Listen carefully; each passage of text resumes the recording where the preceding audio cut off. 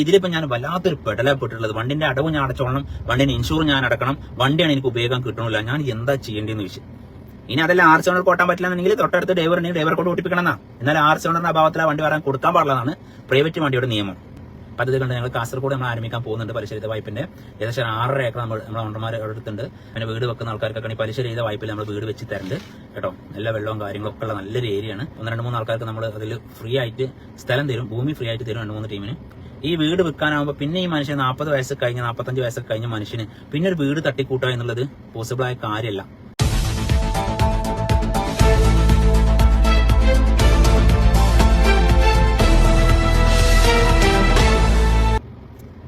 വളാഞ്ചേരിയിലെ ഒരു സുഹൃത്തിന് വലിയൊരു വിഷയം വന്നിട്ടുണ്ട്. വളാഞ്ചേരിയിലെ ഒരു സുഹൃത്ത് എന്ത് ചെയ്തു പറയുന്നത്, ഒരു കാർ എടുത്തു.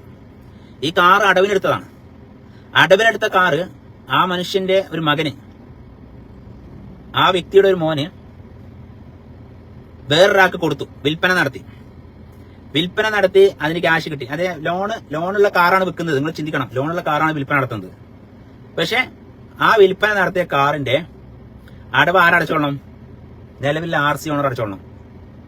ബാങ്കുകാർ ഇപ്പൊ പഴയതുപോലെ സീസ് ചെയ്ത് കൊണ്ടുവരുന്നില്ല. മനസ്സിലായിക്കോ?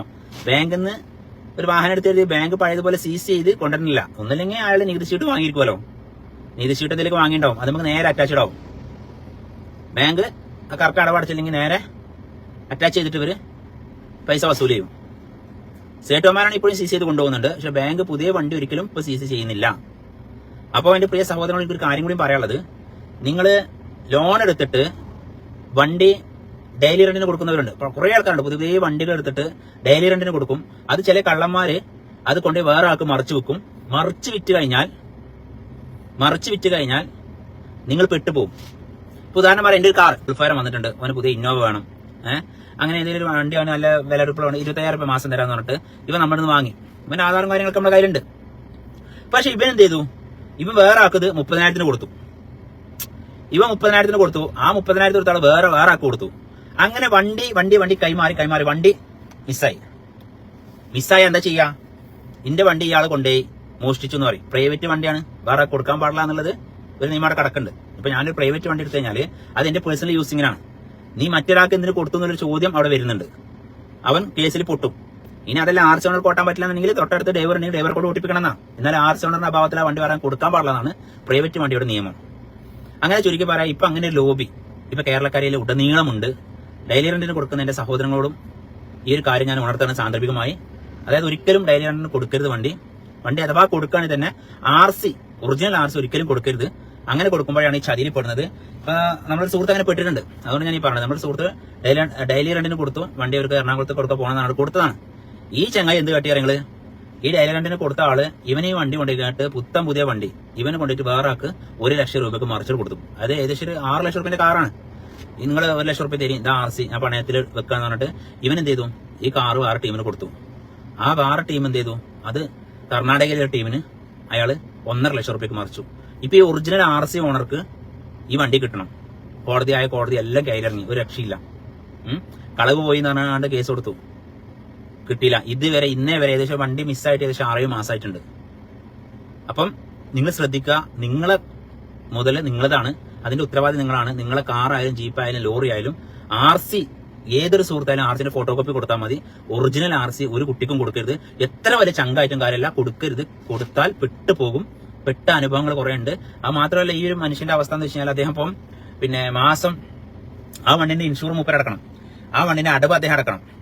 ഇതിനിപ്പോ എന്താ, അദ്ദേഹം അതിന്റെ RC ഓണർ എന്നെ വിളിച്ചിട്ട് പറയണത്, അപ്പോ ആ വണ്ടി കിട്ടാൻ ഇതിൽ മാർഗമുണ്ടോ? കാരണം ആ വണ്ടി എന്തെങ്കിലും ഒരു കള്ളക്കടത്തിലോ അല്ലെങ്കിൽ ഒരു കൊലപാതകത്തിലോ പെട്ടെങ്കിൽ RC ഓണർ ഞാനല്ലേ പെടുക.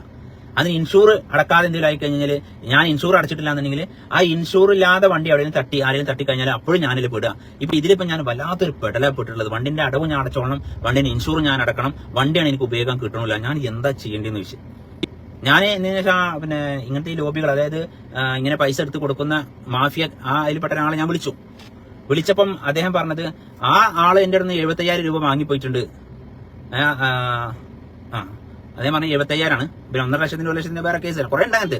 അപ്പൊ 75,000 രൂപ വാങ്ങിപ്പോയിട്ടുണ്ട്, ഞാനത് വേറെ കർണാടകയിലെ ടീമിന് മറിച്ച് വിറ്റു എന്നാണ് പറഞ്ഞത്. അപ്പൊ പിന്നെ മക്കളെ, നിങ്ങൾ ശ്രദ്ധിക്കുക. നമുക്കിതേ പറയാനുള്ളൂ. ഞാൻ ഈ ലോൺ പരമായിട്ടുള്ള വിഷയങ്ങളാണ് ഇന്ന് നിങ്ങളോട് പറഞ്ഞത്. അപ്പം പലിശയുമായി ബന്ധപ്പെട്ടുള്ള കാര്യങ്ങളിലേക്ക് മാക്സിമം അടുക്കാതിരിക്കുക. കുറെ ആൾക്കാർ എന്നോട് തന്നെ ചോദിക്കാറുണ്ട്, ഫുൾ ലോൺ കിട്ടുമോ? പലിശരഹിത വായ്പ ഞാൻ പ്രൊമോട്ട് ചെയ്യുന്നുണ്ട്. പക്ഷെ ഫുൾ ലോണൊക്കെ നിങ്ങൾ ചിന്തിക്കുകയാണെങ്കിൽ നിങ്ങളുടെ സിബിൽ സ്കോർ നോക്കും, നിങ്ങൾക്ക് സാലറി സർട്ടിഫിക്കറ്റ് വേണം, അങ്ങനെ ഒരുപാട് ആവശ്യങ്ങളുണ്ട്. പിന്നെ 25 ലക്ഷം രൂപ ലോൺ എടുക്കുകയാണെങ്കിൽ ഏകദേശം 30,000 രൂപ അടവ് വരും. ഈ 30,000 ഞാൻ പറഞ്ഞല്ലോ, ഏകദേശം 4,000 രൂപ 3,000 രൂപയ്ക്ക് മുതലേക്ക് പോകുള്ളൂ. നിങ്ങൾക്ക് പറഞ്ഞാൽ മനസ്സിലാവണ്ട മക്കളെ. ഒരു 30,000 രൂപ അടവ് നിങ്ങൾ അടച്ചാലും ഒരു മാസം നിങ്ങളെ മുതലേക്ക് ഒരു 3,000 4,000 ഒക്കെ ഫസ്റ്റ് മാസത്തേക്ക് പോകുള്ളൂ.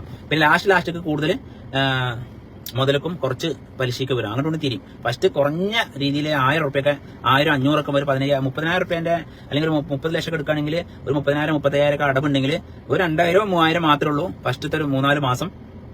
എങ്ങോട്ട് പോവാ? മുതലിലേക്ക് പോവാ. ബാക്കിയൊക്കെ പലിശയിലേക്കാണ് പോവുക. നിങ്ങൾ ബാങ്കിന്റെ ജീവനക്കാരായി മാറാതിരിക്കാനും മാക്സിമം ശ്രദ്ധിക്കണം. പിന്നെ ഇത്രയും വലിയ സംഖ്യ ഒന്നും കൊടുത്തിട്ട് പലിശ കൊടുത്തുകൊണ്ട് അതിനെക്കാട്ടും നല്ലത് പിന്നെ എന്താ പറയുക, ലീസിന് ഒത്തിരി വീടുകൾ കിട്ടും. 5 ലക്ഷം റുപ്യ 10 ലക്ഷം റുപ്യ കൊടുത്തു കഴിഞ്ഞാൽ ലീസിന് കുറെ വീടുകൾ കിട്ടും. പലിശ ഇല്ലാതെ അടവ് ലോൺ അടക്കാതെ സുഖമായിട്ട് ജീവിക്കാൻ നിങ്ങൾ 5 വർഷം 4 വർഷം കഴിഞ്ഞിട്ട് എപ്പോഴാണ് നിങ്ങൾ വീട് വെക്കുന്നത്, ആ വീടിന്റെ അവസാന പണിയാകുമ്പോഴേക്കും നിങ്ങൾ ഈ പൈസ അവരിൽ നിന്ന് വാങ്ങിയിട്ട് ഫുൾ ഫിനിഷിംഗ് ആകുമ്പോഴേക്കും വീടിന്റെ പൈസ വാങ്ങിയിട്ട് നിങ്ങൾ ഇതായിക്ക് മാറിയാൽ മതി. ഞാൻ പറഞ്ഞ മനസ്സിലാവുണ്ട് നിങ്ങൾക്ക്. ഇപ്പോൾ ഉദാഹരണം പറയാം, നിങ്ങളിപ്പോൾ ഒരു 10 ലക്ഷം നിങ്ങൾ അടുത്തുണ്ട്. 10 ലക്ഷം നിങ്ങൾ തന്നെ 5 ലക്ഷം എന്ന് വെച്ചു, 5 ലക്ഷം എന്ന് വെച്ചു. 5 ലക്ഷം ഉണ്ടെങ്കിൽ നമുക്ക് പലിശ ഇല്ലാത്ത വീടുകൾ, അതായത് വാടക കൊടുക്കാത്ത രീതി തന്നെ ജീവിക്കാൻ പറ്റുന്ന വീടുകളൊക്കെ എന്റെ അടുത്ത് തന്നെ കേട്ടോ. 5 ലക്ഷം കൊടുത്താൽ മതി. ബാക്കിയുള്ളത് നിങ്ങൾ 5 വർഷത്തിനെങ്കിൽ നിങ്ങൾക്ക് ഒരു ഉറുപ്പ്യ പോലും വാടക കൊടുക്കാതെ നിങ്ങൾക്ക് ജീവിക്കാൻ പറ്റും. 2 ബെഡ്റൂമും കാര്യങ്ങളൊക്കെ ഉള്ള വീട് എന്റെ അടുത്ത് തന്നെ ഉണ്ട്. അപ്പോൾ അങ്ങനെ നിങ്ങൾക്ക് ജീവിക്കാം. ഒന്ന്. രണ്ടാമത്, നിങ്ങൾ എന്നാണോ നിങ്ങൾ പോകുന്നത് അതിന്റെ ഒരു 3 മാസം മുന്നേ പറയണം. അപ്പോൾ ആ പാർട്ടി ആ പൈസ റൊട്ടേഷൻ ചെയ്ത് നിങ്ങൾക്ക് തന്നെ തരും. അപ്പോൾ നിങ്ങൾ എന്ത് ചെയ്യണം നിങ്ങൾ അതിന് നിങ്ങൾ ചെയ്യേണ്ട കാര്യങ്ങൾ എന്താ വെച്ച് കഴിഞ്ഞാൽ, അങ്ങനെ നിങ്ങൾക്ക് വീട് എവിടെയാണ് നിങ്ങൾ വീട് വെക്കാൻ ഉദ്ദേശിക്കുന്നത് അവിടെ സ്ഥലം ആദ്യം വാങ്ങിയിടുക. സ്ഥലം വാങ്ങിയിട്ട് ഈ വീട്ടിൽ താമസിക്കുക. അതിന്റെ തൊട്ടടുത്തൊരു വീട്ടിൽ 5 ലക്ഷം കൊടുത്തിട്ട് വീടിന്റെ പണിക്ക് എടുത്ത പൈസനെ കൂടെ 5 ലക്ഷം റുപ്യ എടുത്ത് വെക്കുക. പിന്നെ നിങ്ങൾ ഉദ്ദേശിച്ച സ്ഥലത്ത് പലിശ ഇല്ലാതെ ഒരു ലോഡ് കല്ലാണെങ്കിൽ ഒരു ലോഡ് കല്ല്, ഒരു ലോഡ് എംസാൻഡ് അതിനുള്ള പൈസ എപ്പോഴാണ് കിട്ടുക അതിന് പണിക്കാരെ കൊണ്ട് പണിപ്പിച്ച് അങ്ങനെ ഇങ്ങോട്ട് ഒരു 2 കൊല്ലം കൊണ്ട് 3 മാസം 4 മാസം കൊണ്ട് പേര കയറുന്നത് ഒരു 2 കൊല്ലം കൊണ്ട് കയറിക്കോളും. മനസ്സിലാവുണ്ടോ? പക്ഷെ ഇതിൽ സന്തോഷം എന്താ വെച്ച് കഴിഞ്ഞാൽ 15 ലക്ഷം റുപ്യക്ക് നിങ്ങൾ 40 ലക്ഷം റുപ്യ തിരിച്ചെടുക്കേണ്ട സാഹചര്യമല്ല. മനസ്സിലാവുണ്ടോ? അപ്പൊ അത് നിങ്ങൾ പ്രത്യേകം ശ്രദ്ധിക്കണം. നിങ്ങൾ മാക്സിമം പലിശയിലേക്ക് പോകരുത്. പിന്നെ നമ്മൾ ചില വീഡിയോയിലൊക്കെ പറയും ലോൺ കിട്ടും, ഇതിന് ലോൺ എടുത്തോളൂ എന്നൊക്കെ പറയുന്നത് നമ്മൾ ബിസിനസിന്റെ ഭാഗമായിട്ട് പറയുന്നതാണ്. അത് ഞാൻ അതിനൊരിക്കലും പ്രൊമോട്ട് ചെയ്യാറില്ല എന്നുള്ള കാര്യം നിങ്ങൾക്ക് എല്ലാവർക്കും അറിയാലോ. അപ്പൊ ചിലൊരിക്കലും ഞാൻ അതിനെ പ്രൊമോട്ട് ചെയ്യുന്ന ആളല്ല.